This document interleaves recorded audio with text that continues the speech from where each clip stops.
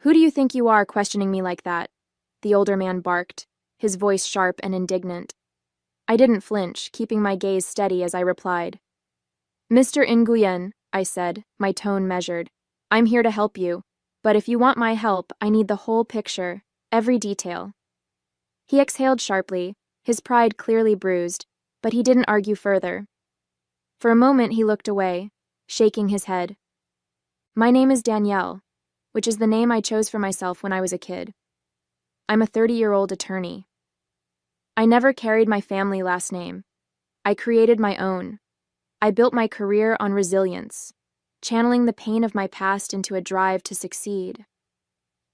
When I was 6 years old, my parents abandoned me at an orphanage, leaving me to piece together a life without them.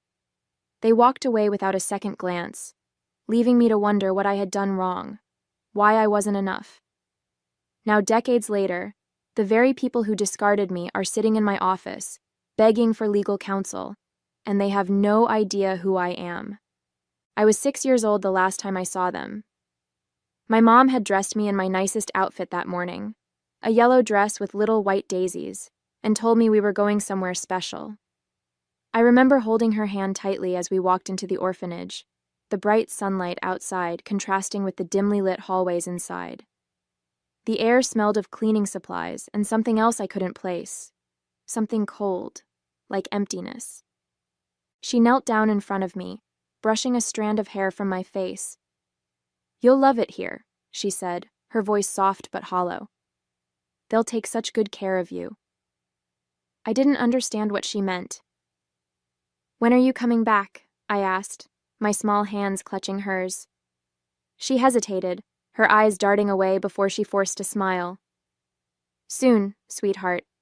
Be good, okay? I didn't cry as she walked away. I just stood there, staring at the door, waiting for it to swing open again. But it didn't. Hours passed, and then days, before I realized she wasn't coming back. That was the day I learned what it meant to be alone.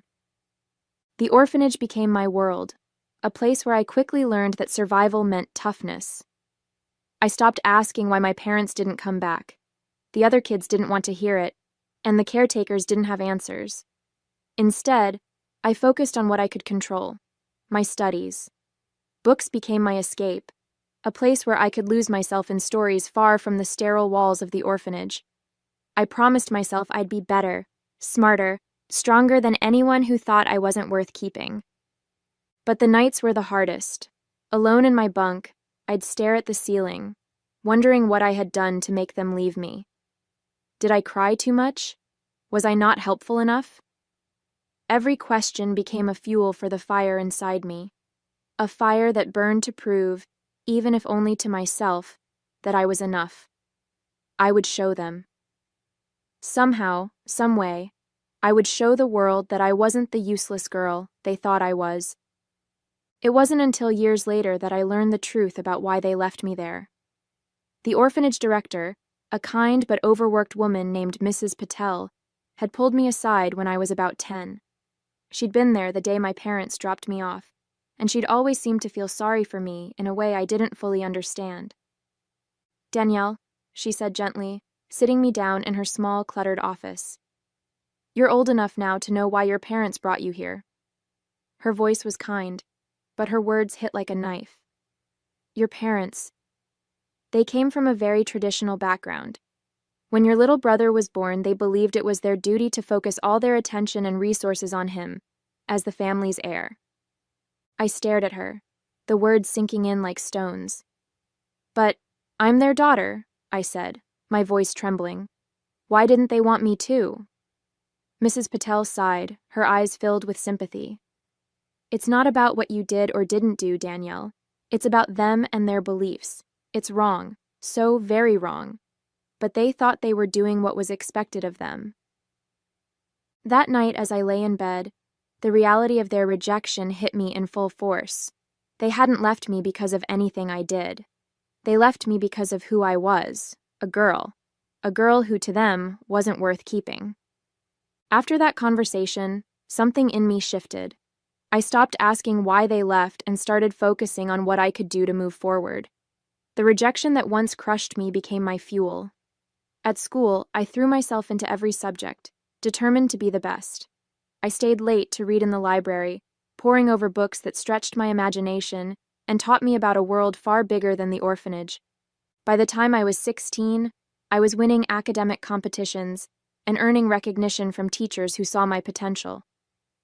Danielle, one of them told me, "You could go far. You just need the right opportunities." Those words planted a seed of hope in me.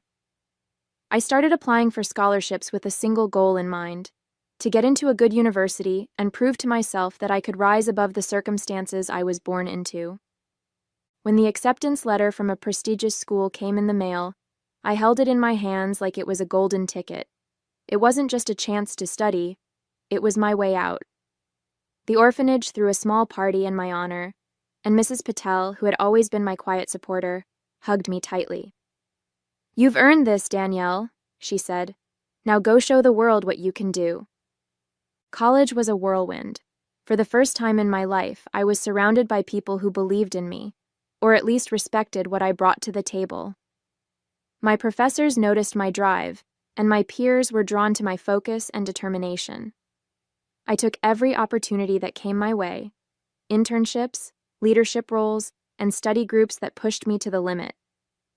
Law school followed, and while it was grueling, I thrived on the challenge. I learned to channel my emotions into my work, using my own story to connect with the cases I studied.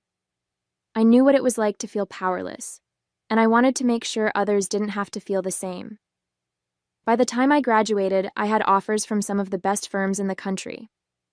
I chose a firm in New York that specialized in helping underserved communities, a place where I could make a difference while building my career. Through it all, I kept my past a secret. It wasn't out of shame. I had nothing to be ashamed of, but because I wanted people to see me for who I was now, not the girl who had been left behind. Every step I took felt like a victory, a reminder that I had become someone my younger self could be proud of. It was during my second year at the firm that I met Mark. He was one of the attorneys on a joint case we worked, a complicated mess involving housing rights.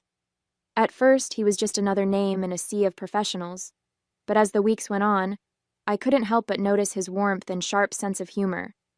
He had a way of making even the most stressful days feel a little lighter.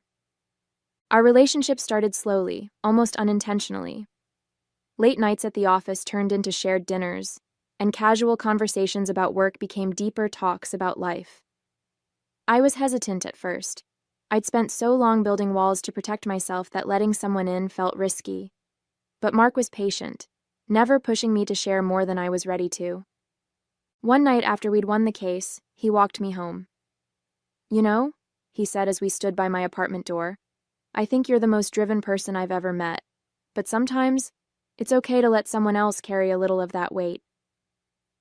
His words stayed with me long after he left, and for the first time in years, I felt like maybe I didn't have to do everything alone. As things between Mark and me grew more serious, we started talking about the future, what we wanted in life, where we saw ourselves in 5 or 10 years. For the first time, I allowed myself to imagine having a family, something I had avoided thinking about for so long. Mark wanted kids, and so did I, though the thought scared me. I didn't want to repeat the mistakes my parents had made, but with him, it felt possible. It didn't take long for us to realize that building the life we dreamed of would require more than just hard work. Between student loans, rent, and the cost of living in New York, our combined incomes were stretched thin. We both worked long hours, but the idea of starting a family someday made the financial gap seem even larger.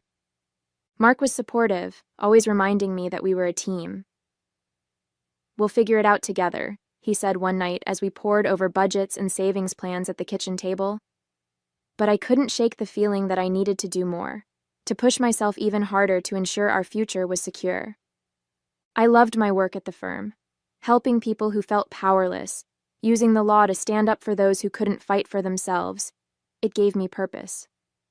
But the truth was, it didn't pay much.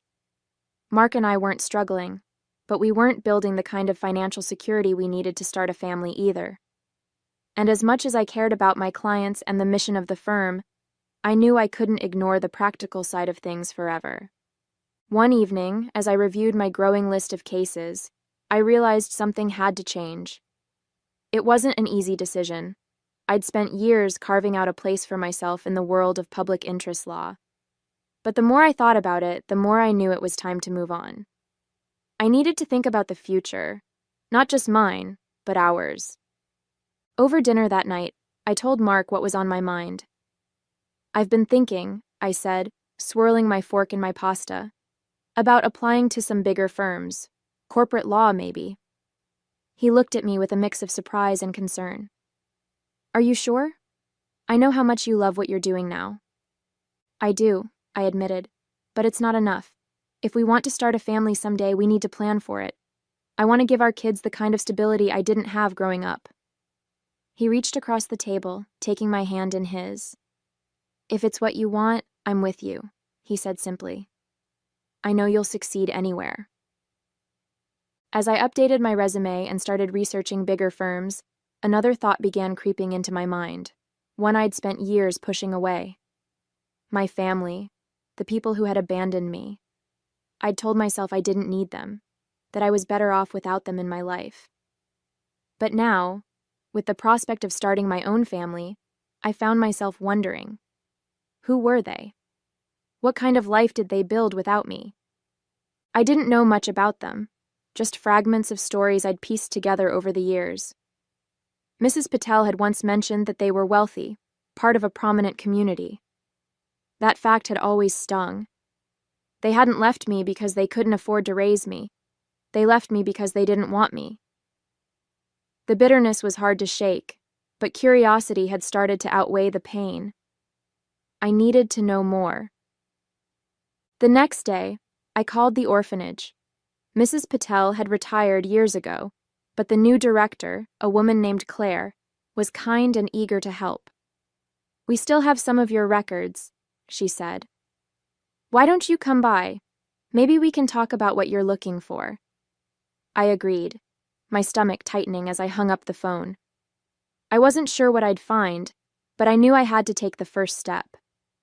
A few days later, I found myself walking through the familiar gates of the orphanage. It had been years since I'd last been there, but the sight of the weathered brick walls and the faint sound of children playing in the distance brought back a flood of memories. Claire, the director, greeted me warmly, her kind smile putting me at ease. "Come on in, Danielle," she said, leading me to her office. I pulled some files I thought might be helpful. We sat down, and she placed a thin folder on the desk between us. My hands trembled slightly as I opened it, scanning through the pages of handwritten notes and forms from when I was first admitted. "Your parents," Claire began gently. "They came from a very well-off family.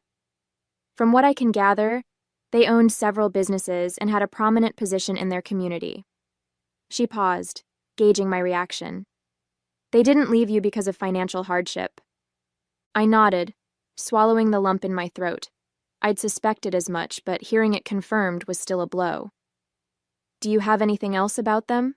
I asked, my voice steadier than I felt. Claire hesitated before sliding a photocopy of a newspaper article across the desk. It was a feature on the Nguyen family, a story about their success, their growing company, and their perfect, polished life. There was a photo of them, my parents, older now but unmistakable, standing proudly next to a young man I knew had to be my brother.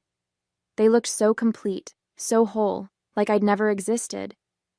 After leaving the orphanage that day, I felt like I'd been split in two. One part of me was desperate for answers, while the other screamed to let it go. What good would it do to dig up the past? They'd made their choice, and I'd made mine. I had worked too hard to let their rejection define me any longer. I shoved the folder of information into a drawer at home and decided to focus on my future instead. A few weeks later, my efforts paid off. I received an offer from a top corporate law firm, exactly the kind of job that could provide the stability I needed to start the life Mark and I had been dreaming of. The pay was incredible, and the opportunity to work on high-profile cases was everything I'd hoped for. When I told Mark, his face lit up with pride. "I knew you'd get it," he said, pulling me into a hug. You deserve this, Danielle. I threw myself into the new role, determined to prove myself all over again. The work was challenging, but I thrived on the pressure. Long hours in the office left little time to dwell on my family or the questions I'd left unanswered. For a while, it seemed like I'd made the right choice, leaving the past where it belonged. A couple of years passed, and life changed in ways I hadn't imagined. Mark and I welcomed our daughter, Mia, into the world, a tiny, perfect bundle of joy who turned our lives upside down in the best possible way. Becoming a mother brought out a side of me I didn't know I had. I wanted to give Mia everything I hadn't had growing up: unconditional love, security, and the unwavering knowledge that she was wanted. At the same time, my career was flourishing. I had become one of the youngest senior attorneys at the firm, handling major clients and earning a reputation for my precision and drive. The long hours were still there, but with Mia waiting for me at home, I found a new balance. Mark was my rock, stepping in whenever I needed to stay late or prepare for a big case. We were building the life we'd dreamed of, one built on mutual respect and love. And yet, every so often, in the quiet moments when I'd rock Mia to sleep, a shadow of the past would creep in. I'd think about the choices my parents made, about how they'd left me behind without a second thought. Holding Mia in my arms, I couldn't fathom how anyone could do that to their child. I pushed the thoughts away, telling myself it didn't matter. I had my family now, the one I'd chosen, the one that mattered. One morning, I walked into my office, coffee in hand, ready to dive into another packed day of meetings and case prep. My assistant knocked lightly on the door just as I was sitting down. "Danielle," she said with a bright smile, "Mr. Roberts wants to see you in his office. He said it's about a new client." I set my coffee down and straightened my blazer, curiosity piqued. New clients were always an exciting challenge, and I prided myself on being the firm's go-to for high-stakes cases. As I stepped into Mr. Roberts' office, he looked up from a stack of papers and gestured for me to sit. "Good morning, Danielle," he began, leaning back in his chair. "We've taken on a significant new client. It's a bit of a complicated case. Financial mismanagement, lawsuits, potential bankruptcy, high profile but discreet, and I think you're the right person for the job." He slid a file across the desk toward me. "This one's all yours." I picked up the folder and flipped it open, scanning the top page. The name at the top made my heart stop. Nguyen Holdings, my parents' business. My breath caught in my throat as I stared at the familiar name, the memories of the orphanage and that faded newspaper article rushing back all at once. I looked up at Mr. Roberts, struggling to keep my face neutral. "Thank you," I said evenly. "I'll get started right away." I walked back to my office in a daze, clutching the folder like it might vanish if I let it go. My mind raced, a whirlwind of emotions I couldn't quite pin down. Anger, confusion, curiosity. They all swirled together, leaving me breathless. I closed the door behind me and sat down at my desk, staring at the name on the file. Nguyen Holdings, my parents' company. For a long time, I didn't move. I just sat there, torn between the instinct to shove the file into a drawer and forget it existed, or to dive into every detail and see how far they'd fallen. What were the odds that after all these years they'd end up in my office needing my help? The bitter irony wasn't lost on me. I'd spent my whole life trying to forget them, and now they were here, on paper at least, intruding on the life I'd built for myself. After a moment of hesitation, I opened the folder. If I was going to handle this case, or decide not to, I needed to know exactly what I was dealing with. The first few pages outlined the basic facts.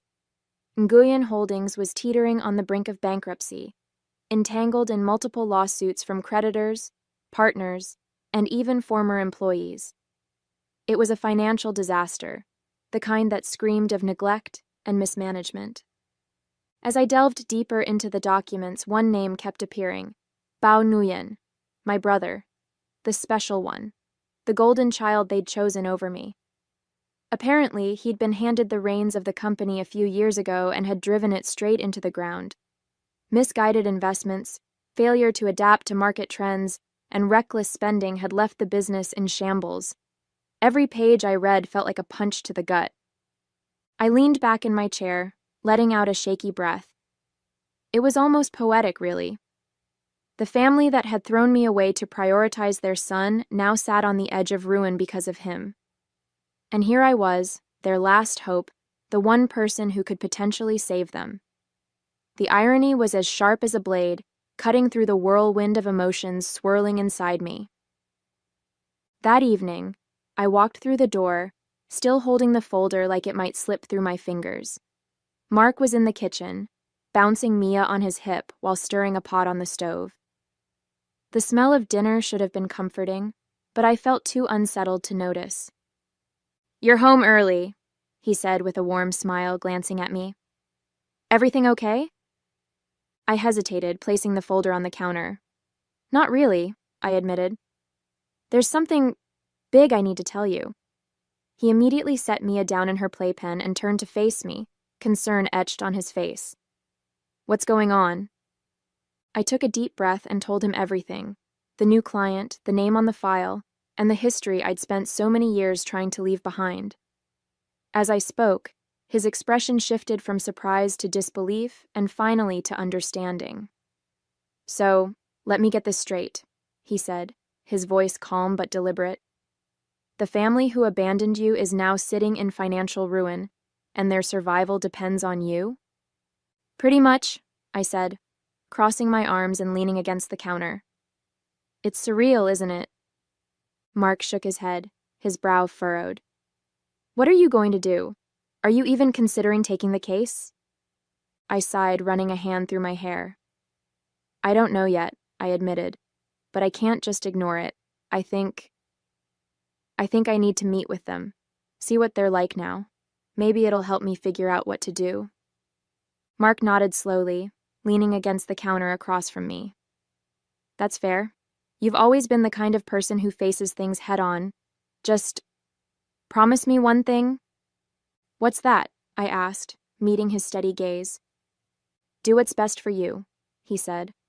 "Not for them, not for anyone else. You don't owe them anything, Danielle. If you decide to take this case, it has to be on your terms." His words hit me hard, but I nodded. "I'll keep that in mind," I said quietly. "The meeting's tomorrow. After that, I'll decide." Mark walked over and pulled me into a hug, his arms a steady anchor against the storm of emotions swirling inside me. "No matter what you choose," he murmured, "I've got your back." The next morning, I sat at my desk, staring at the phone for what felt like an eternity. My assistant had already reached out to Nguyen Holdings to arrange the meeting, and they'd agreed almost immediately. Now all that was left was to confirm the time. I took a deep breath, picked up the receiver, and dialed. A woman's voice answered on the other end. "Nguyen Holdings, how may I direct your call?" "This is Danielle from Cross & Roberts," I said, keeping my tone professional. "I'd like to confirm the meeting scheduled for tomorrow with Mr. Nguyen." "Of course," she replied cheerfully. "Mr. Nguyen and Mr. Bao Nguyen will be there at 11 a.m. Does that work for you?" My grip on the phone tightened at the mention of Bao's name. "Yes, that works perfectly," I said, forcing my voice to stay steady. "Thank you." As I hung up, my stomach churned. The meeting was set. In less than 24 hours, I'd be sitting face to face with the family who'd left me behind. I leaned back in my chair, exhaling slowly. No matter how this meeting went, I knew one thing. I was ready to face them. That night, sleep didn't come easily. I tossed and turned, staring at the ceiling as my mind raced with every possible scenario. What would I say? How would they react? Would they even recognize me? Every time I closed my eyes, their faces from that newspaper article flashed in my mind. Older, but unmistakable. By the time my alarm went off, I felt like I hadn't slept at all. The next morning, I got ready with a focus that was almost robotic, carefully selecting a sleek black suit and pulling my hair into a neat bun. I wanted to project confidence, even if I felt anything but. As I walked into the conference room at 10:50 a.m., I gave myself one last mental pep talk. You've faced tougher challenges, Danielle. You can do this. At exactly 11 a.m., the door opened and they walked in. My father was first, looking every bit as proud and authoritative as I remembered. Behind him was Bao, his features sharper than in the photos but still carrying that same air of privilege. Neither of them gave me a second glance as they approached the table. Ms. Danielle, thank you for meeting with us, my father said, extending his hand. His voice was polite, professional, and utterly devoid of recognition. I shook his hand firmly, my own composure flawless. Of course, I replied evenly. Please, have a seat. As they settled into their seats, I opened the folder in front of me, flipping through the pages with deliberate calm. Let's get right to it, I said, my tone sharp and professional. From what I've reviewed so far, Nguyen Holdings is in a precarious financial situation. Years of mismanagement, reckless investments, and mounting lawsuits have left the company on the brink of bankruptcy. I just couldn't resist. My father stiffened, his face flushed, and I could see the pride and anger building behind his composed exterior. Finally, he snapped. Who do you think you are, questioning me like that? He barked, his voice echoing through the room. For a moment, I just stared at him, the weight of his words sinking in. He had no idea. No idea who I was. No idea that the person sitting across from him was the same little girl he deemed unworthy all those years ago. And now I'm here, sitting across from the man who left me behind, demanding my help. Part of me wants to laugh at the absurdity of it all. Another part of me wants to scream. He doesn't even recognize me. He doesn't see the person I've become, the person who's now in control of what happens next. So I'm asking you, what would you do if you were me? Would you confront him here and now, rip off the mask and force him to see the truth? See who the person he abandoned has become? Would you take the case and show him that I'm stronger than he ever gave me credit for? Or would you walk away, leaving him to deal with the mess he and his golden child created? And then there's another thought that keeps creeping in. Should I ruin their lives for good? Should I let their empire crumble and watch them feel the pain they once made me endure? Is that justice? Is that revenge? I don't know anymore. All I know is that whatever I decide will change everything. Let me know your thoughts in the comments. I'm still deciding, and maybe your perspective will help me figure out how this story ends. Hey there! Did you like the story? If you did, don't forget to hit the like button and subscribe to the channel. It helps us a lot and makes sure you won't miss out on more great stories we share here. Thank you for watching, and we'll see you in the next one.